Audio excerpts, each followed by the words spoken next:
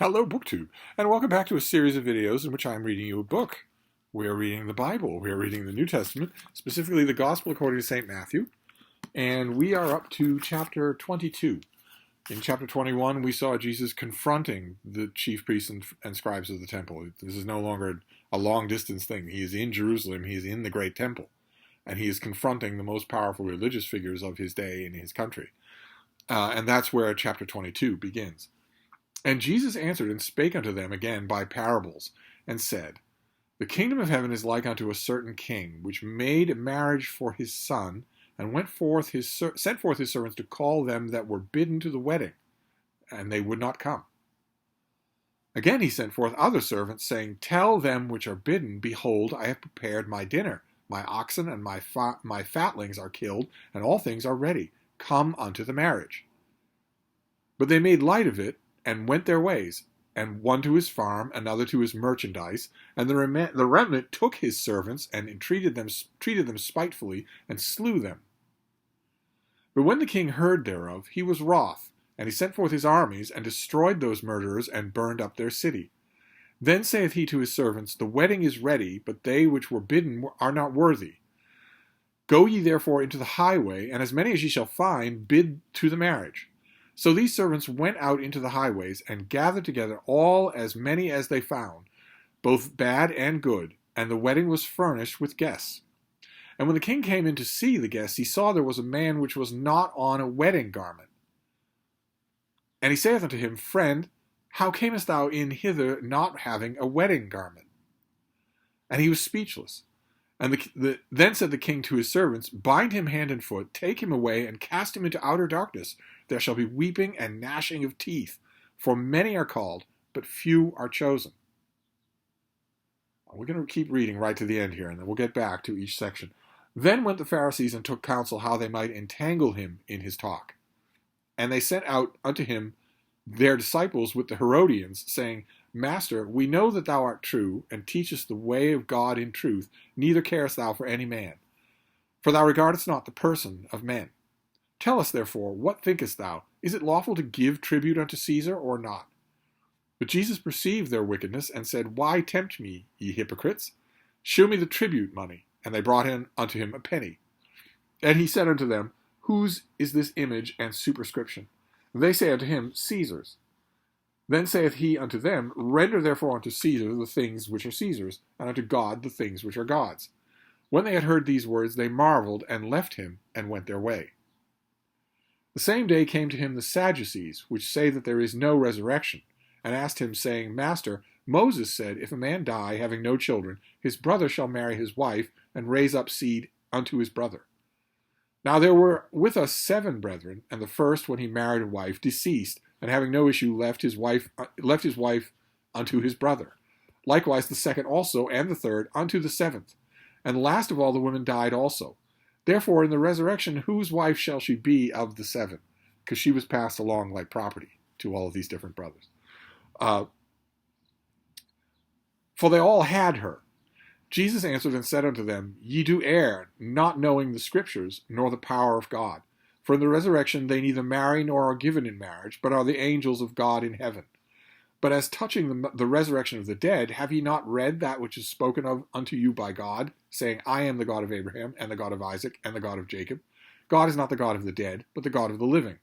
And when the multitude heard this, they were astonished at his doctrine. But when the Pharisees had heard that he had put the Sadducees to silence, they were gathered together. Then one of them, which was a lawyer, asked him a question, tempting him, saying, Master, which is the great commandment in the law?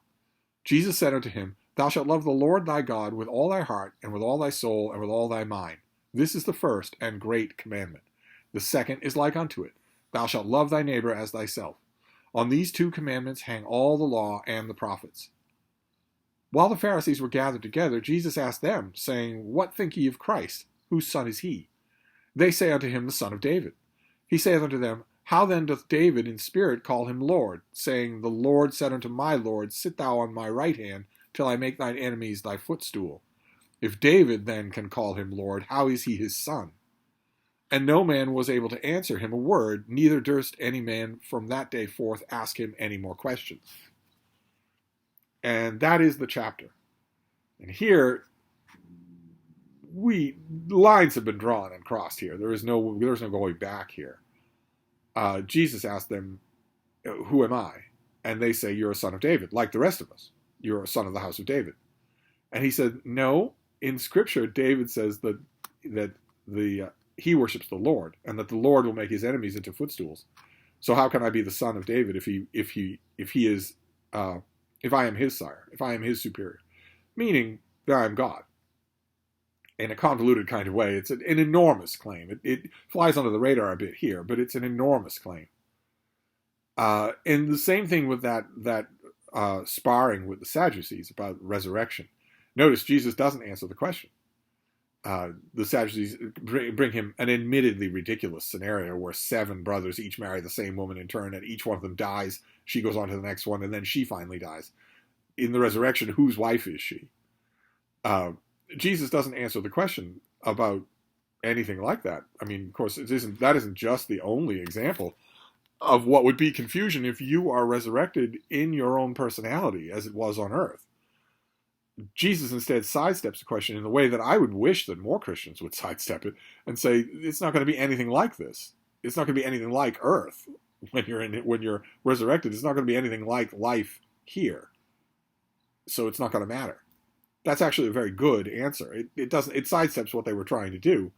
But it also highlights that Jesus' enemies are not united. The Pharisees and the Sadducees disagree on points of doctrine, at least. But the main point I want to make in this chapter is the same one that I made last time, only this time it's even more pronounced. And that is that opening parable. A king prepares an elaborate wedding feast. There is a guest list. It turns out the guests don't want to go to the wedding. They would rather go back to their jobs, to their workplaces, their own passions. They're not interested in going. So the king tells his servants to go out into the road and just find random people. They are more worthy. I don't want to know the people that didn't come to my wedding anymore. I want whoever you happen to find. His servants go out and do that. They fill up the hall so that the feast is furnished with guests. The king then does 2 things. One, in anger over the fact that his original guests refused to come to his wedding, he sacks and burns their cities, which is horrifically unjust. Those men, the men that were on his guest list, are not the only people who live in those cities. Thousands, hundreds of innocent people live in those cities. Children live in those cities. Animals that have never offended anyone live in those cities. Those cities are now burned because of the offense of those people, of those individual people. That is wildly unjust. That is wildly unfair. And that's nothing compared to the second detail that we get, which is that when the king has his new hall full of total strangers picked at random out on the road as his guests, when he's walking around, he sees that one of them is not dressed in his go-to-wedding finery, and has him killed, has him arrested and killed.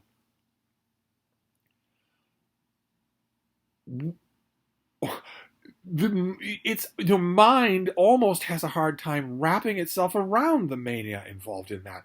What does that mean? What can that possibly mean? No one walks around in their wedding best. Jesus doesn't do it. It is in the real world example of that parable. This king is not only bloodthirsty, but utterly insane. I know that in the parable, he is supposed to be God. He is supposed to be standing in the place of God in that parable. But how on earth can you think that? Unless you think that God is a capricious madman, how can you put him in that parable? In that parable, the king goes around to his wedding guests that were picked up just this day. None of them knew they were coming to a wedding. And he's so enraged by the fact that one of them is not wearing his wedding finest that he has him imprisoned. In the real world that these parables are meant to reflect, I don't see how anyone can read that and make any sense out of it. It doesn't make any sense. I know the homiletic involved here. I know that foremost interpretation among Christians is, oh God, all right, I'm getting whole light here. The foremost interpretation is that you shouldn't be a Christmas and Easter Christian. You shouldn't be a Sunday only Christian. You should be wearing your metaphorical wedding best at all times. Your faith should be evident and pure at all times. It shouldn't be that you should have to dress yourself up for a special occasion. Okay, I get that. In which case, that is a very good homiletic, of course. Your faith is not real if it's not constant. But if that's the message that you want, then you need to rewrite this parable. You simply need to write a different parable. You just have to do it. Because this one doesn't support that. In the context of this parable, that king is insane. And there are all kinds of alternate parables you could write about this that would work just fine to illustrate that point, if that is your point. Otherwise, the only point I can think up here that's being emphasized is that God is a capricious madman, and that you'd better be ready at all times for the most irrational demand. Otherwise, you'll be really sorry for it. And even if you are ready, even if you're not aware of the demand, you still might suffer. All the civilians in those cities were burned. It's these parables that we're finding in Matthew. We're finding more of this type of parable in Matthew than we found in Mark. Are, to use that overused word, problematic. I've never understood their import.